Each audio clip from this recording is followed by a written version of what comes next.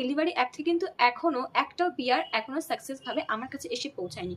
দুটো যেই জিনিস আসছিল আগের, সেই দুটোই কিন্তু ক্যান্সেল হয়ে যায়।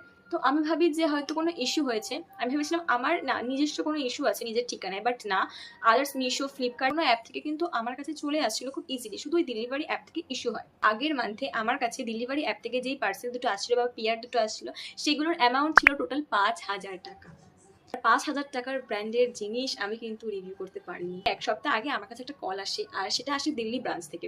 আর আমায় বলা হয় যে আমার যেটা ক্যান্সেল হয়ে গেছে ওই পিআরটার অ্যামাউন্ট ছিল 1,000 টাকা, যেটা কিনা ছিল ফিয়ামা থেকে। তখন আমি ক্লিয়ার হই যে হ্যাঁ, ওটা ফিয়ামার, যেটা ক্যান্সেল হয়ে গেছে। কল করে বলে যে আমি ইন্টারেস্টেড কিনা। আমি বলি অবশ্যই হ্যাঁ আমি ইন্টারেস্টেড, কারণ এটা আমার পার্সোনাল ফেভারিট।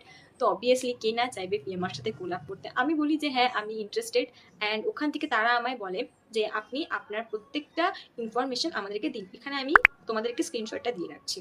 তো এই সব কিছু ডিটেলিং যখন হয়, আমি ওদেরকে কনফার্ম করতে বলেছিলাম যে এটা তো আমার কাছে আসবে তো, কারণ আগেও কিন্তু আমার ক্যান্সেল হয়ে গেছে। ওরা আমাকে জানায় যে হ্যাঁ এটা চলে আসবে, কোনো ভয় পাওয়ার কোনো কারণ নেই। আমার দেখা ছিল যে শনিবার মানে 30শে জুলাইয়ের মধ্যে আমার কাছে চলে আসবে, বাট সেটা ডিলে হয়ে যায়। তখন আমি আরও ভয় পেয়ে তাদেরকে মেসেজ করাই। তারা বলে যে ম্যাম এটা ডিলেড হয়েছে, আপনার কাছে চলে যাবে। বাট আমার ভয় হয়েছিল যে আগের বারেও সেম জিনিস দেখিয়েছিল, তারপরে কিন্তু ডিলে হয়ে গেছিল। তো আমি তাদেরকে বলি, তারা বলে যে একটু ওয়েট করতে।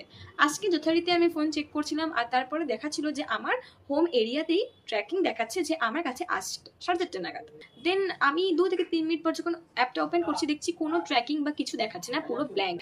আমি অ্যাডমিনকে মেসেজ করি এবং অ্যাডমিন আমাকে এই মেসেজটা করে। কি করবে আমি এখনো জানি না, বাট তোমরা প্রচুর শেয়ার করো ভিডিওটা। আর প্রত্যেকটা কন্টেন্ট ক্রিয়েটার, যারা ছোট কন্টেন্ট ক্রিয়েটার আমার মতন, সবার ব্যাপারটা জানা উচিত যে হ্যাঁ এমনও হয়।